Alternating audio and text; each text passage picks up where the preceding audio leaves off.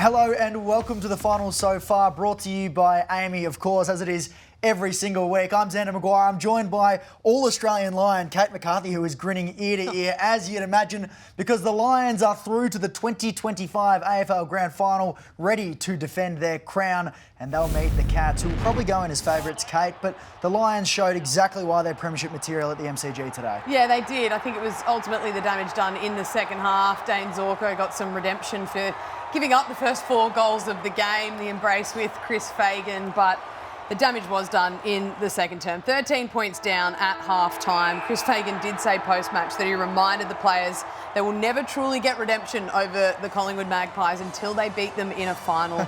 They ended up going on to kick 11 goals to 4 in the second half, and it was a big performance in that second half. But Ty Gallop, one that stands out, 3 goals for him. We'll get into the other details of the game, but just wanted to give him a shout out in his 5th game. Some conjecture about whether he is the highest rated Lion. There's been a bit of that going around, but with Hugh McCluggage's numbers, that's a little bit confusing, but he was fantastic. 3 contested marks, 3 goals, 11 disposals in your 5th game, sorry. Mind you, coming back to the MCG where his hotel room got robbed last time he was here as well, so a bit of trauma for Ty Gallop to get through there, but a fantastic performance for him. Hey, it was a big game of momentum swings. We know that Brisbane have a history of coming from behind in finals. They were down at half-time, and at times it looked like Collingwood were going to run away with it. Yeah, it did look that way, and it was really, as you said, it ebbed and flowed a lot through the first term. Brisbane had the dominance early, as we see, 4 goals to 1, so up by 20 points in the first term, but then it was all Collingwood in the second quarter. 7 goals in that second term. They got 40 points ahead in that second quarter. And how about Dan Houston there as well, coming to the fore just when they need him for what they recruited him for? But then from there, it was all the Lions, as I said. 7 goals to 2 in the third term, and then able to kick 4 goals to 2 in the final. But it was honestly that first half up and down. You didn't know which way it was going to go, but they regrouped at half-time, the Lions. A big change that they made was throwing Cam Rayner forward. We'll get into him in a minute, but ultimately played out the winners, were able to get the job done. How about this celebration from Kai Loman, the push-up while he's down there? Plenty left in the tank for Kai. Maybe he's the new push-up king. You never know, that might get rolled around on grand final day, but ultimately they got the job done. And enough room for a little secret handshake here with Charlie Cameron as well. Don't mind that at all. And how about that Will Ashcroft goal too? Anything that Dan Houston does, he does better. That was just a minute after half-time. Now, one guy we didn't see too much in those clips, but who blew everyone off the park, and especially after he was kept to pretty minimal effect in the qualifying final against the Cats. So it will be a massive watch to see what Geelong do with Hugh McCluggage in the grand final, because he was simply unstoppable, and they came in with a plan too. Yeah, they did. So Steele Sidebottom went to him early. Obviously, the loss of Pendlebury was then a little bit disruptive, but Sidebottom simply couldn't go with him. Jack Crisp got thrown to him after half-time, but neither could he go with him. 37 disposals, 14 of those contested, 10 clearances and a goal, and that's all on the back of, yes, a brilliant performance last week, and you go back to that first final, and he's been very open, and his teammates have been very open about how hard he was on himself after that first final when Oisin Mullen had his number. 14 disposals and just 3 clearances in that first week of finals, but he's absolutely made up for it, and he's showing exactly why he was All-Australian this year. Obviously made the squad 4 years up until this year, but absolutely deserves it and was easily the best player on the ground in the game tonight. Did have a couple of moments where he missed on goal, but converted that one that we saw at the end there, and that's been an issue in his game, probably except for the last 2 seasons where he hasn't been able to hit the scoreboard as much as he would have liked, but he certainly was able to do that. In a way, you know, that McCluggage dominance was the tip of the iceberg for what Brisbane were able to do in the midfield. And we've spoken about how strong Collingwood are defensively, but it was the pressure up the field, I suppose, that Brisbane were able to apply and just convert off the back of it. Yeah, so their ability to win clearance, obviously the last time these two played, that was the spot that the Lions got the job done in as well. So weren't able to really right that wrong from the matchup earlier in the home and away season. The scores from stoppage as well, 65 points to 33. But the goals from forward 50 stoppage, they gave up 4 goals straight, the Pies, in their D50. Yes, the Lions have an electric sort of forward mid, but 4 goals in your D50 simply isn't good enough in a final. They got 1 goal to themselves, but that's where ultimately a lot of the damage was done in that clearance. So spoke about Hugh McCluggage. Zach Bailey was also big. He played that midfield role again, 21 disposals, 10 of those contested, 2 goals himself and 7 clearances. He was also massive. Speaking of the second half, that was where the game was won by the Lions, and Cam Rayner really came to the fore there as well. Another guy who was held in that qualifying final by Mark O'Connor, kicked a few goals but didn't have the impact he would have liked. But he's just got that X factor, doesn't he? Well, he was held in the first half, Xander. He didn't have a kick. He had 5 handballs to half-time, playing sort of that mid-forward role. And Chris Fagan thought, we're not getting enough out of you right now. We're going to throw you into stand in the square and be the full forward for us. Ends up going forward, having such a big impact. His numbers aren't massive, as we saw, but it's his ability to impact with those numbers. So take your hat off to Chris Fagan there for not persisting with something that wasn't working and being able to play Cam Rayner in a role that then got the best out of him in the second half of the game. Now, one of the most famous grand final selection calls of the modern history of footy was when Billy Frampton came into the Collingwood lineup for Dan McStay for the 2023 grand final, purely to play that tagging role on Harris Andrews. Billy only had 2 disposals in that final. Today, Craig McRae pre-match said that they had plan A, B and C for Harris Andrews. Fair to say, none of them really worked. None of them worked at all. I mean, you can have plans in place, but some of the stuff that we're going to see Harris Andrews do, and we have seen Harris Andrews do now, he is Mr. Consistent for me. He is the player that the Brisbane Lions can rely on the absolute most. There's been games this year where probably the rest of the group hasn't performed. Harris Andrews, week in, week out, has, and this was one of his best performances of the year. 18 disposals, 13 marks, 9 intercepts from... He's a sole captain at the moment because Lachie Neale's not out there with him with that injury, but that was a captain's performance from Harris Andrews. A lot was made of Collingwood's selection leading into the game. How do you view it in hindsight? We're talking about intercepting defenders. Jeremy Howe had a few good moments, a few moments he'd probably like to have again. And then, of course, they left Bobby Hill out, which was the talk of the town for all of September, effectively. What do you make of those 2 calls? I think the Bobby Hill call was the right call, and I think all of the reasons around that, which Craig McRae outlined in the team selection and the press conferences, were valid. Hasn't done the work, probably wasn't up to the effort and the sort of speed of a prelim final, and I think that probably leads into the Jeremy Howe conversation as well. Had some moments early, sort of worked into the game well, but really struggled in the second half. And when you haven't played football for so long, and the game's even up until when he was last out with the adductor, he'd been subbed out in 4 of those. So I think that ultimately took a toll on his conditioning and his ability to play at a speed of a prelim final. And I think that one did hurt them in the end. Now, there was one contentious call or contentious non-call in the last quarter, and it came as Collingwood were just 2 goals down. Jamie Elliott with a no front-on contact free kick from Brandon Starcevic's contact there. Charlie Cameron goes down the other end, kicks a goal, 12-point turnaround effectively. Collingwood could have been within a goal with 10 minutes left. For me, points. That is a front-on contact free kick. I want to go to this moment though. Finals are about moments, and yes, don't get me wrong, free kick that was missed to Jamie Elliott. Tim Membry here has the opportunity, he took the mark, to go back and own this moment. Finals are about moments. I think instead of passing that off, I know Jamie Elliott is there at the top of the square. Starcevic ultimately gets back, gives away the free kick, which should have been paid. I think Membry needs to own that moment. Go back, kick the goal, get your team within 6 points, rather than passing that off. And people might have a different view to that, but I think that's well within his range. That's bread and butter for a key forward. He needed to go back and kick that and own the moment himself. What goes through his head in that moment? Is it, finals nerves? Is it no, it's trying to do probably the same from thing? a place of selflessness, which has cost him in the end. And I think when you're more confident maybe and you're kicking, you'd missed a couple of shots in the game, you sort of look up, you think, nah, I know I can see him on. You'll see players do it all the time. There's players on ahead of the field, but they own the moment. They know that they can go back and slot the goal. I just think that that's probably the better option in that for Tim Membry. There's no worse game of the season to get injured in than a preliminary final, the grand final, just within touching distance, even if you're the side that gets done. And this was Scott Pendlebury pre-game. We saw him talking to the doctors extensively, and in the first couple of minutes, his calf goes. They're calling it calf tightness. It's most likely a strain, and he's substituted out of the game. The Lions then go on a 4-goal run there. So be interesting to see just how bad that calf is. Ultimately, it won't have any effect on the grand final, but a blow for the Pies in terms of losing a veteran and a leader like that on field. And then there's Jared Berry, who dislocated his shoulder against Fremantle in round 23, only missed the 1 week, was able to get back for the qualifying final, but he's popped the same shoulder out there. Believed to be so sore, tender, serious that the AFL's independent doctor you see there in the vest, speaking to Chris Fagan, he actually had to get involved and just see how bad it was, because it took Jared Berry about 2 to 3 minutes to get off the park there. We'll start with Pendles just first. What sort of impact does that have on the Pies to lose him so early, do you think? Well, yeah, it definitely disrupts their midfield. He's probably their best defensive midfielder that they've got, so they lost that straight out of it. They had the plan for side bottom.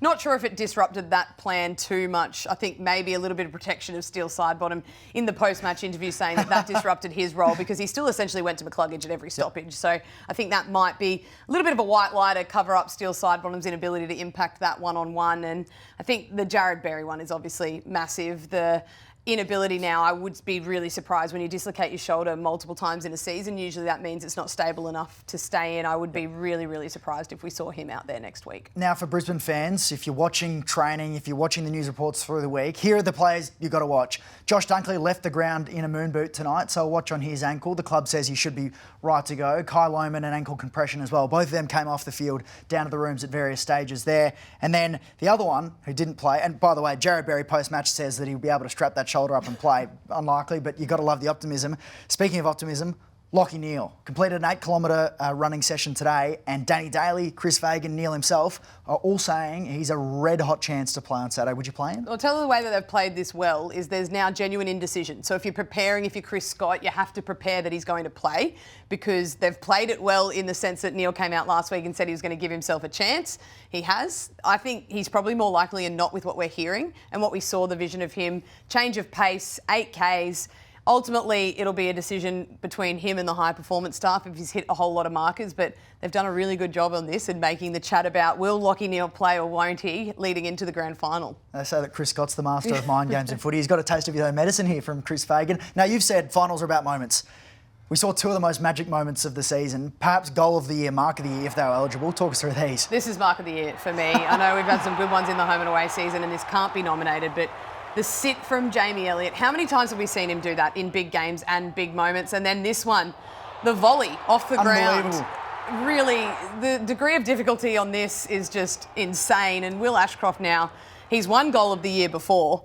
We've seen some really big moments and classy moments from him, whether they're in big games or not, but he has a whole heap of tricks in his tool bag. I think Hamish McLaughlin said it's the best thing you'll ever see in the call, and maybe he's not too far from it. Just on that mark of the year, Jamie Elliott, out of contract, 2-year deal on the table from the Pies, but significant interest from the Queensland sides and genuine potential. He could have played his last game in black and white. Brody Mychek as well, interest from Melbourne, North Melbourne. He hasn't signed either on a 2-year deal from the Pies, so watch on those and their exit interviews over the coming days. Let's go to the Friday night blockbuster at the MCG, and there were 99,500 people at the MCG to watch Geelong get over the line against their old rival, the Hawks. Incredible game. A lot of twists and turns in this one as well because the Hawks jumped out and were really impressive early on, but they were able to rip it back Geelong and get control through stoppage work primarily. It was primarily through stoppage. Their ability to impact at stoppage, some of the numbers. So 11 goals from the Cats at stoppage. You see the differentials there. The centre bounce clearances, though, 20-5 in Geelong's favour. So it was a quarter-3 blitz, which we're seeing some of the goals here now. 7 goals, 5 of those from stoppage. 7-0 centre bounce clearances in that third term alone, and 17-8 clearances in total. And that man there, which we'll get to in a minute, we have a whole package dedicated to Patrick Dangerfield, as he deserves. But it was through the midfield, and that man that's in the frame there, Bailey Smith. So there's been a bit of talk all year about who's been the recruit of the year, and rightly so. There's been some teams that have made some very good choices in the off-season, but I think this game puts that to bed. I think Bailey Smith is the recruit of the year, hands down. His ability to impact, yes, he doesn't have the kicking efficiency of some of the classier inside mids that we see, but you recruited for a reason. And what he was recruited for was for the metres gained, for the work rate, and for his ability to break lines. And him adding that into the midfield alongside Max Holmes, they're the ultimate 1-2 punch on the outside and on the inside. He got the job done on Friday night as well. So Bailey Smith, take a bow. You're now playing in another grand final and has been the right move, you think, for him and the club? Absolutely. It's been a great move for him personally as well, and could have the Charles Brownlow medal around his neck on Monday night as well. All right, we've been waiting for the whole show to get to this. Yes. Let's talk about Danger, because he was simply unstoppable. Sam Mitchell said in the post-match press conference he's just waiting for him to retire, and there's 16 other clubs that feel that way too, but the Cats are so blessed to have him in their side. Well, people are saying that he wound back the clock, but I'm going to argue against that and say this is the best game he's played. There's no need to wind back the clock. This is vintage Dangerfield in a way that we probably haven't seen before. It was 31 disposals, 13 score involvements, 8 clearances and 3 goals. It was a huge performance, and the Cats at large played a very good game, but you cannot talk about this game without talking about the impact of Patrick Dangerfield. The moments where he just had to go, which we are accustomed to seeing from Danger, he puts his head over it, he shrugs off tackles, he finishes off in front of goal. Had a massive clash with his own teammate, Jeremy Cameron, at one point in the game, got straight back up as only Danger would. And I want to talk about this. So the finals lift and the way that Chris Scott has managed Dangerfield and the other coaches at large. But his average centre bounce attendances in 2025, 5.4 per game. Quarterfinal, guess who goes in there 14 times? Danger. 31 against Hawthorn in that prelim. Yep. And then we see his average disposals. So 14.7, let's call it 15. Quarterfinal, he has 19 against Brisbane, 31 against Hawthorn. Incredible. He was absolutely massive. And if we compare that to some of the best finals performances that we've seen, if we have a look at some of the previous ratings, obviously Luke Shuey in that grand final at the top, Dustin Martin, Chad Warner, Brent Harvey. But Patrick Dangerfield, 4th in that champion data rating since 2015, 29.4 game. It was huge. Extraordinary. The highest rated preliminary final since records began. Chris Scott actually joked in the press conference that he keeps Danger in cotton wool until he just sticks him in the guts and lets him rip what he did all in year. The big moments, and that's what he did. They're just so good at managing their men and their moments down at Geelong. Speaking of the moments, we talk about how contested ball is a staple of finals footy, but there was a big swing in uncontested footy that you noticed, which really turned things when the Hawks were dominating at the end of the first quarter to the avalanche that happened after that. Yeah, so first quarter, the Hawks largely controlled the game, and they did it through this uncontested marking game, which we've seen them do well. They'd done their homework on Geelong. Geelong defend deep, so their ability to not blast away like we saw Chol there. He went backwards, short kicks, being able to uncontested chain up the field. So 29-11 was the uncontested mark count in the first quarter. Geelong flipped the script. They took away the uncontested possessions. They forced them to either kick under pressure or kick long, hack it forward, which really plays into the way that Geelong want to play their game. So the uncontested numbers or uncontested marking numbers in the second term, 14-20 in Geelong's favour. So they completely flipped that around. They were able to stop the handball game forward from from Hawthorn as well, which turned the game back into their favour. Now, you spoke about Danger, about Baz, the huge names at the Cats that came to the fore and played big roles in that preliminary final. The Hawks, they're big names, and we've spoken so much about Newcombe on this show over the last couple of weeks. Their big names probably weren't there as they would have liked to have been in the big moment. And put this down, yes, to some of the players not having maybe the performances that they wanted, but you could put 90% of it down to Chris Scott and Geelong doing their homework on these players. So they had matchups for Watson. They had O'Sheen Mullen go straight to him. They had a matchup for Josh Weddle. O'Connor went to him. Newcombe obviously had Atkins at stoppage. He was less effective, obviously gets the 20 disposals, but through quarter 2 and 3 had little to no impact on the game. And then Ward, who needed to step up in that presence, didn't have a direct match-up for him, but I thought he was the player that probably needed to get busy with Newcombe being so well held. He also didn't find a whole lot of the footy. So spoke about it last week when I thought Damien Hardwick missed a bit of a trick, not taking out the best midfielder from the opposition in Hugh McCluggage out of the game. Well, it poses a little bit of a question, okay, if you're going to give up something, how do you cope? Yep. Geelong know exactly what all of their roles are. Every player across every line knows that if we deploy this tag here or this player to here, we need to cover that, and that's going to be our game plan around it. So Chris Scott just has so many tricks up his sleeve and is able to constantly, time after time, take something away from the opposition that hurts them and ultimately get the game on their terms. Well, he's going to need a fair trick up his sleeve to replace Tom Stewart and his impact in the grand final because he's out of action. A crushing blow for Geelong fans, for Stewart himself. There were a couple of injury concerns. This one was Jack Henry in the first quarter. It was a nerve issue in his foot. He's had a lot of foot issues, which was concerning, I suppose, when you saw him go down like that, but he eventually came back on the field. He'll be a massive watch through the week, and we know that Geelong like to shut up shop and not let anyone inside, so we won't really know until the ball's bounced as to whether he'll play. But this is the flashpoint. This is the moment, the biggest news headline of the final series. It's a Mabior Chol instinctual tackle. Tom Stewart's head hits the deck. Initially, you think it's a wrist issue. He goes down. He immediately fails a concussion test, and he's out of the grand final. Mabior Chol today suspended for 3 weeks, handed a 3-week suspension for that tackle. The MRO deeming that he made Tom Stewart vulnerable and used excessive force in that tackle there. But Stewart, what a blow that is. Let's have a listen to Chris Scott post-match. The other injury, just quickly before we go to that, is Jack Martin had a bit of a sore calf. We know he's battled with some soft tissue concerns. But let's go to Chris Scott on Tom Stewart, the pre-finals bye, and the flow-on effect of that moment. You change your mind depending on what it means for you. So I'm very pro a week off before the grand final if we can sneak that in this year. But given that it's likely that we're not going to do that, then clearly it's. I mean, in some ways, in a perverse way, it's black and white. So we're not.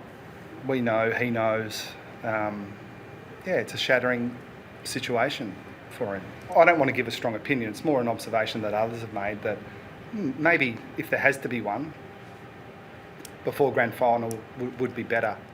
Now, of course, Chris got well aware that if the pre-finals bye was moved to before the grand final, Tom Stewart's available and he plays.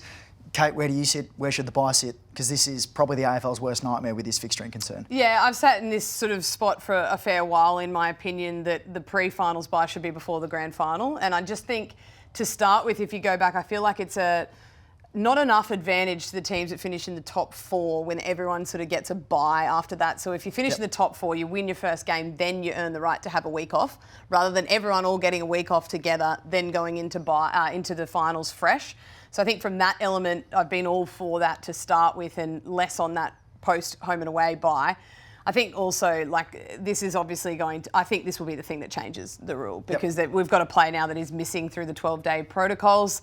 I think the other risk that does come with this is, who's to say that the 12-day protocols, though, don't then blow out with more research? Obviously, years ago, we didn't have protocols. We've gotten to the point where so much concussion research, rightly so, has been done. So, yes, I understand the want to move it, but I'm not sure potentially what the relevance will be if in a couple of years' time it goes out to maybe 14, 17 days. So then do we say, oh, well, there should be 2 weeks off before the prelim and the grand final? So just a little sort of something else to think about. But I think for the sake of the advantage of the top 4, it should be before the grand final. Well, we've seen lower leagues around Australia use a 21-day concussion protocol, and it definitely feels like that's the way that it's going. But for now, it's heartbreak for Tom Stewart and Geelong. Can they do it without him, just quickly? I think they can, yes. Okay. I was really impressed with Jai Clark coming in and playing that role. And I think they've got, obviously, Reece Stanley, who was a question mark, and Jed Buse as well, who can come in and play that role. Now, the big dogs upstairs, Andrew Dillon and the like, and, of course, the big dogs at Amy, our best friend, who has supported this show so magnificently all through this year. They've been working on a very important element of the grand final through the week. Let's take a little peek inside league headquarters to see what they've been doing. All right, you sorted the grand final match ball? Sent it to the MCG this morning, mate. You did specify which one, didn't you? There's only one MCG, right? Says here there's 127,000 MCGs in the country. That ball could be anywhere. Look, the ball's going to get there, I'm sure of it. If not, I'll drive the ball myself. This is important, Dipper. We need the safest driver in the country. Amy? Lucky you're with Amy. For a moment there, I thought that Dipper was going to be in control of the game ball. I was very concerned. Well, if it doesn't get there, I'm blaming Dipper out of that cast for sure. Oh, well, of course, Amy have it covered, Amy as will they deliver always do. We love Amy so much. Now, before we go, Kate, the Cats, the Lions, who are you tipping? Look, the Cats look pretty unstoppable from Friday night. Their ability to put it all together on Friday night was extremely impressive, but it's a head v heart for me, Xander. The head says Geelong, the heart says Lions, and the heart always wins. So I think the Lions will get over the line for their second straight. Back-to-back has a nice ring to it, doesn't it, Xander? It does, it does. I'm going to go the Cats with square the ledger Fair there. enough. Well, that's been the final so far, our final episode of the year. Thank you for joining us for the round so far through the regular season. It's been a great year, Kate, and of course, we'll be back next year, all of it, thanks to Amy.